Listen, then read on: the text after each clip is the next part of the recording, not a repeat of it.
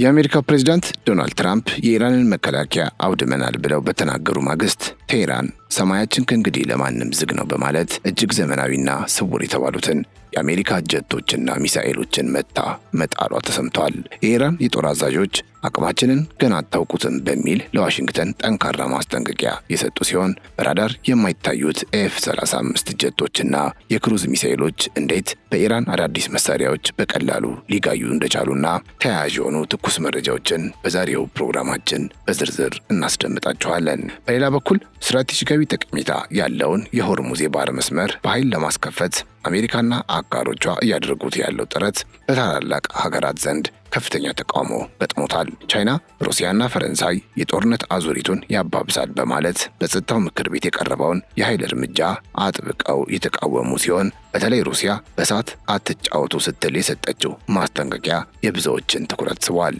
ይህ በባህሬን የቀረበውና በሀያላን ዘንድ ተቃውሞ የገጠመው ሀሳብ ምንድን ነው? ቻይና፣ ፈረንሳይና ሩሲያስ ምን አሉ? የሚለውን በመረጃችን መጨረሻ ላይ እናስደምጣቸዋለን። እናንተ ብቻ ቻናላችንን ሰብስክራይብ፣ ይህን ቪዲዮ ላይክ እንድታደርጉ በአክብሮት እንጠይቃችኋለን። አብራችሁን ቆዩ።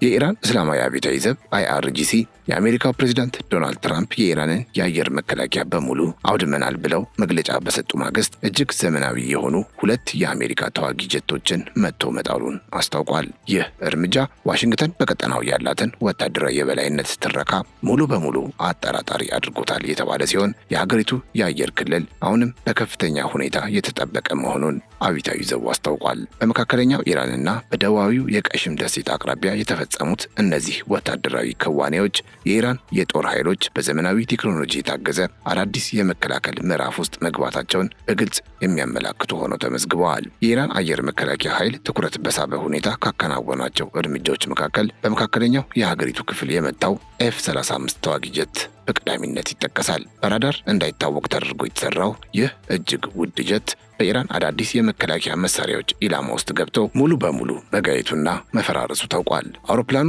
በአየር ላይ እያለ በደረሰበት ከፍተኛ ፍንዳታ ምክንያት ወደ ፍርስራሽነት የተቀየረ ሲሆን የፓይለቱ እጣ ፋንታም እስካሁን ባለው መረጃ አልታወቀም። ከኤፍ-35 በተጨማሪ በደቡባዊው የሀገሪቱ ክፍል በቀሽም ደሴት አቅራቢያ ሌላ ዘመናዊ የአሜሪካ ተዋጊ ጀት በIRGC የባህር ኃይል የአየር መከላከያ መረብ አማካኝነት መመታቱ በይፋ ተገልጿል። ይህ የተራቀቀ አውሮፕላን ከተመታ በኋላም በሄንጋምና በቀሽም ደሴቶች መካከል በሚገኘው የፋርስ ባህረ ሰላጤ ውስጥ እንደሰመጠ የተነገረ ሲሆን ክስተቱም ለዋሽንግተን ቀጥተኛና መራራ ወታደራዊ ምላሽ ተደርጎ ተወስዷል። የኢራን ባለስልጣናት ይህንን ድል የአሜሪካን የሐሰት ፕሮፓጋንዳ ለማጋለጥ የተከናወነ ስኬታማ ኦፕሬሽን ሲሉ የጠሩት ሲሆን ለወታደራዊ ዓለምም ያልተጠበቀ አስደንጋጭ ክስተት ሆኖ አልፏል። የኢራን አብዮታዊ ዘብ ባወጣው በዚህ መግለጫ የአሜሪካው ፕሬዝዳንት ዶናልድ ትራምፕ የኢራን መከላከያ ወድሟል በማለት የሰጡትን መግለጫ የውሸታም መሪ የፈጠራ ወሬ ሲሉ ነው ያጣጣሉት።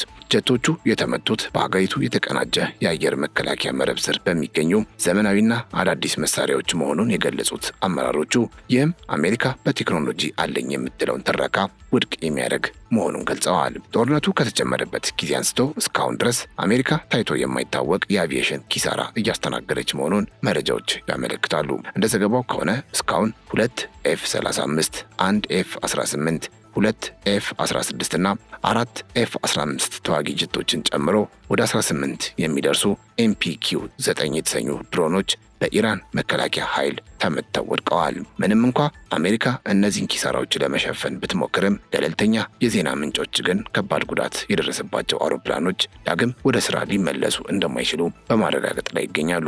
ይህም ለፔንታገን እጅግ አሳሳቢ የሆነ የወታደራዊ አቅም መመናመን የሚያሳይ ነው ተብሏል። ዋሽንግተንና ፔንታገን የደረሰባቸውን ከፍተኛ የጀቶች መጥፋትና መመታት ለመደበቅ የተለያዩ የሽፋን ታሪኮችን እየፈጠሩ መሆኑን ወታደራዊ ባለሙያዎች ይናገራሉ።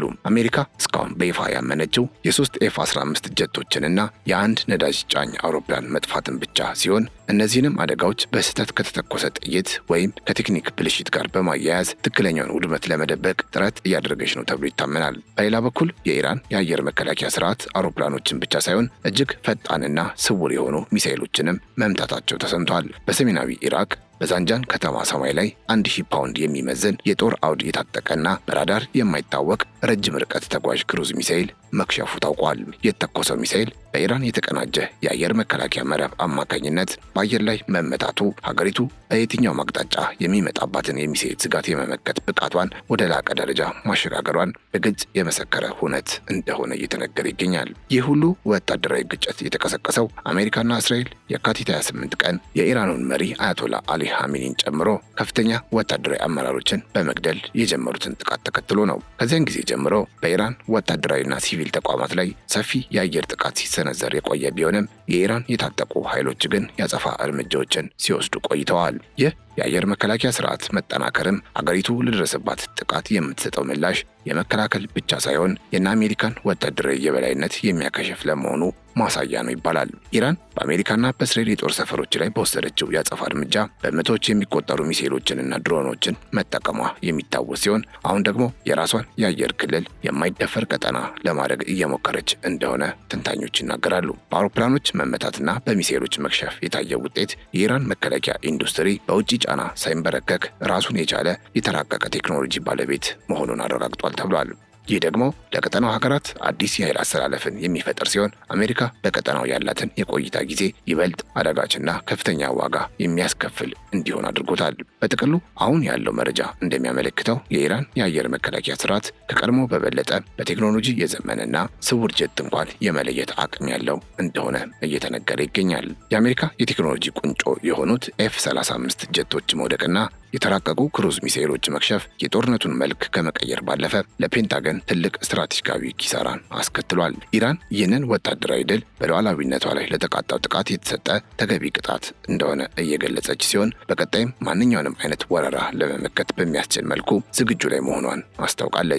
ከዚሁ ጋር ተያይዞ የኢራን የጦር አዛዥ መምሪያ ቃል አቀባይ ኢብራሂም ዙልፋጋሪ በሰጡት መግለጫ አሜሪካና እስራኤል ስለ ኢራን ወታደራዊ ጥንካሬ ያላቸው መረጃ እጅግ ደካማና ያልተሟላ መሆኑን ገልጸዋል። እንደ ቃል አቀባዩ ገለጻ የኢራን ስትራቴጂካዊ የጦር መሳሪያ ማምረቻዎች ጠላት በፍጹም ሊደርስባቸው በማይችልና ጭል ባለ እውቀት ሊያገኟቸው በማይችሉ ስውር ቦታዎች የተገነቡ ናቸው። ዋሽንግተንና ቴል አቪቭ የኢራንን የሚሳኤል የድሮንና የሌሎች የተራቀቁ መሳሪያዎች ማምረቻ አቅም ማውደም እንችላለን ብለው የሚያስቡት ቅዠት መሆኑን የገለጹት ቃል አቀባዩ ይህ አይነቱ የተሳሳተ ግምት አሜሪካን አሁን ካለችበት የቀጠናው ምስቅልቅል ይበልጥ ወደማይወጡበት አዘቅት ውስጥ እንደሚከታት አስጠንቅቀዋል። ኢራን ይህንን ጦርነት እስከ መጨረሻውና ወሳኝ ድል ድረስ እንደምትቀጥል ያስታወቁት ቃል አቀባዩ ዓላማቸውም ጠላቶቻቸውን ለማያዳግም ውርደት፣ ለጸጸትና ለሽንፈት አሳልፎ መስጠት መሆኑን በጽኑ አቋም ተናግረዋል። አሜሪካና እስራኤል በቀጣይ ከኢራን በኩል የሚሰነዘርባቸው የአጸፋ ጥቃት አሁን ካለው በበለጠ ይበልጥ አውዳሚ፣ ሰፊና ብርቱ እንደሚሆን የጠቆሙት ዞልፋጋሪ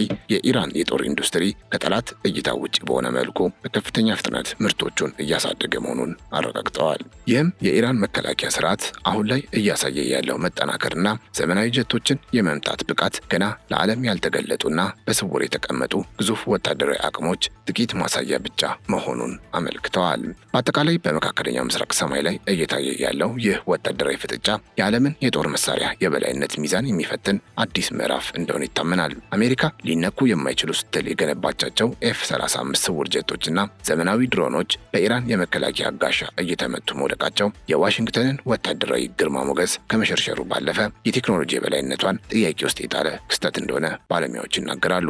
ኢራን በበኩሏ ሊደረስባቸው አይችሉም ያለቻቸውና በስውር ስፍራዎች ያደራጀቻቸው የሚሳኤልና የድሮን ፋብሪካዎች ለጦርነቱ የጀርባ አጥንት እንደሆኑላት ይታመናል። ይህ የኃይል አስተላለፍ ለውጥ በቀጠናው ለበርካታ ዓመታት የነበረውን የአሜሪካና የእስራኤልን የአየር ላይ የበላይነት ወደ ታሪክ መዝገብ እየቀየረው መሆኑን ተንታኞች እየገለጹ ነው። አሁን ላይ እየታየ ያለው ተጨባጭ እውነታ የሚያረጋግጠው አንድ ታላቅ ሀቅ ቢኖር በመካከለኛው ምስራቅ ያለ አሜሪካ ፍቃድ ምንም አይነት ወታደራዊ እርምጃ ሊወሰድ አይችልም የሚለው የቆየ ትረካ አክትሞለት ኢራን የራሷንና የቀጠናውን ደህንነት በራሷ ቴክኖሎጂና ኃይል የምታስከብርበት አዲስ የታሪክ ምዕራፍ ላይ መድረሳችንን ብዙዎች ይስማሙበታል።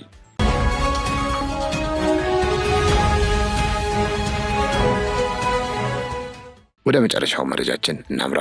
በመካከለኛው ምስራቅ እየተካሄደ ያለው ጦርነት ወደ አደገኛ ምዕራፍ መሸጋገሩን ተከትሎ በዓለም አቀፉ የፖለቲካ መድረክ ከፍተኛ ፍጥጫ መፈጠሩ ታውቋል። በተለይም ስትራቴጂካዊ ጠቀሜታ ያለውን የሆርሙዝ የባህር መስመር በኃይል ለመክፈት የታቀደው የውሳኔ ሀሳብ በተባበሩት መንግስታት ድርጅት የጸጥታው ምክር ቤት አባል ሀገራት መካከል ጥልቅ መከፋፈልን ፈጥሯል። አሜሪካና እስራኤል በኢራን ላይ የከፈቱት ወታደራዊ ዘመቻ የባህር መስመሩ እንዲዘጋ ምክንያት ቢሆንም አሁን ደግሞ መንገዱን በጦር ኃይል ለማስከፈት የሚደረገው ጥረት የቀጠናውን ቀውስ ይበልጥ ሊያባብሰው እንደሚችል ተሰግቷል። የዘንድሮን የጸጥታው ምክር ቤት በተዘዋዋሪ መንገድ በሊቀመንበርነት የያዘችው ባህሬን የሆርሙዝ የባህር ሰርጥ እንዲከፈትና አስፈላጊ ሆኖ ሲገኝም ወታደራዊ እርምጃ እንዲወሰድ የሚፈቅድ የውሳኔ ሀሳብ አቅርባለች። ይህ የውሳኔ ሀሳብ በመጀመሪያው ረቂቁ ላይ ሀገራት ማንኛውንም አስፈላጊ እርምጃ እንዲወስዱ የሚፈቅድ ሲሆን ይህም ቀጥተኛ ወታደራዊ ጣልቃ ገብነትን የሚያበረታታ ነው ተብሏል። ምንም እንኳ የባህረ ሰላጤው አረብ ሀገራት የውሳኔ ሀሳቡን ቢደግፉም የጸጥታው ምክር ቤት ቋሚ አባላት የሆኑት ቻይና፣ ሩሲያና ፈረንሳይ ግን ወታደራዊ እርምጃን በማንኛውም መልኩ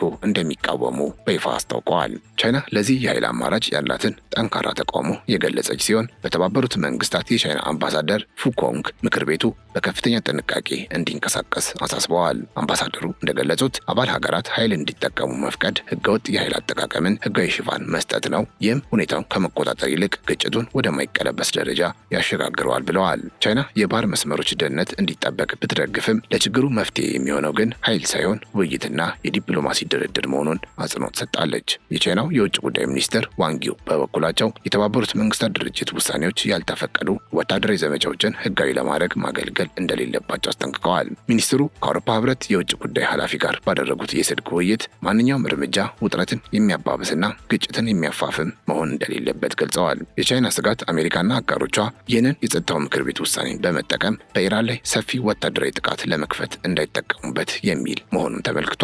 ሩሲያም የቀረበውን የውሳኔ ሀሳብ የችግሩ መፍትሄ አይደለም ስትል ውድቅ አድርጋለች። በተባበሩት መንግስታት የሩሲያ አምባሳደር ቫሲሊ ኔቤንዚያ እንደገለጹት ችግሩን ለመፍታት መደረግ ያለበት ብቸኛው ነገር የተጀመረውን ወታደራዊ ጥቃት በአስቸኳይ ማቆም መሆኑን ገልጸዋል። አምባሳደሩ አሜሪካና እስራኤል በእሳት ከመጫወት እንዲቆጠቡ ያሳሰቡ ሲሆን ወታደራዊ እርምጃን የዲፕሎማሲያዊ መፍትሄ አካል ለማድረግ መሞከር ቀጠናውን ወደ ባሰ እሳት እንደሚመራው በጽኑ አስታውቀዋል። የፈረንሳዩ ፕሬዚዳንት ኢማኑኤል ማክሮንም ቢሆኑ የሆርሙዝ የባህር ሰርጥን በኃይል ለመክፈት መሞከር እውነታን ያልተከተለ ተግባር መሆኑን በመግለጽ የአሜሪካን ግፊት ተቃውመዋል። ማክሮን እንዲህ ያለው ወታደራዊ እርምጃ በቀጠናው ያለውን ምስቅልቅል ከማባባስ ውጪ የሚያመጣው ውጤት እንደሌለ ነው የተናገሩት።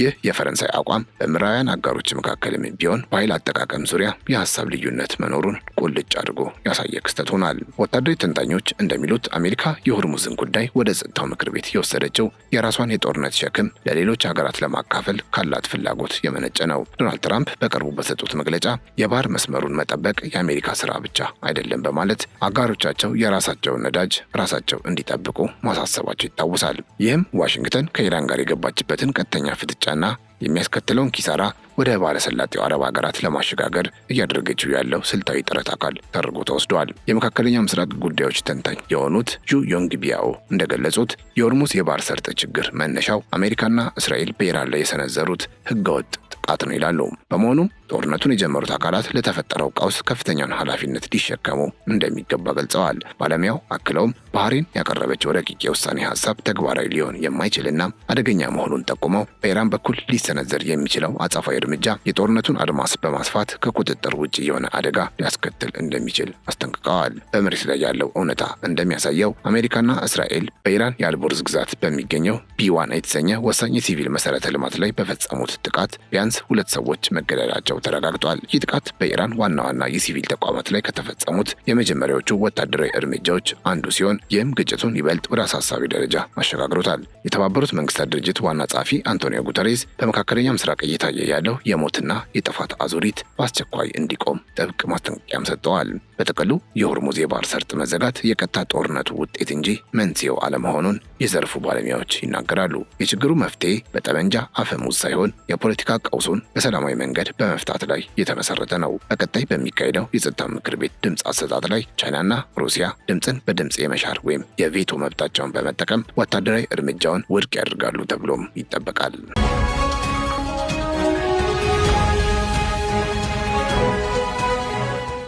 የተከበራችሁ የኢትዮ ግሎባል ቤተሰቦቻችን ለዛሬ ያዘጋጀላችሁ መረጃ ይህንን ይመስል ነበር። አብራችሁን ስለነበራችሁ እጅግ እናመሰግናለን። ቻናላችንን ሰብስክራይብ፣ ይህን ቪዲዮ ላይክ እንድታደርጉም በአክብሮት እንጠይቃችኋለን። በያላችሁበት ሰላም